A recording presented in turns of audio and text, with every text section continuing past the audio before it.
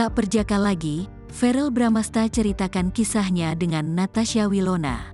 Verrell Bramasta keceplosan sudah tak perjaka lagi ketika jadi bintang tamu di podcast Boy William. Ketika itu Boy William tanya ke Verrell Bramasta dan harus dijawab jujur yang ternyata diakui sudah tidak perjaka.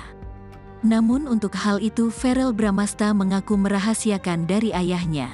Ia mengaku takut jika sang ayah, Ivan Fadila tahu pasti akan dihajar. Bahkan gue tahu bakal dihajar papa gue kalau dia tahu anaknya sudah gak perjaka lagi, bebernya, dikutip dari kanal YouTube BW, Senin, tanggal 6 Februari tahun 2023. Meski sudah menyembunyikan dari ayahnya namun Verrell Bramasta keceplosan saat ditanya oleh Boy William. Sayangnya Verrell Bramasta tak menyampaikan dengan siapa dia sudah melepaskan keperjakaannya. Mulanya Boy William menggiring pernyataan ke hal yang vulgar setelah membahas Natasha Wilona. Hal ini terkait tentang keperjakaan Verrell Bramasta.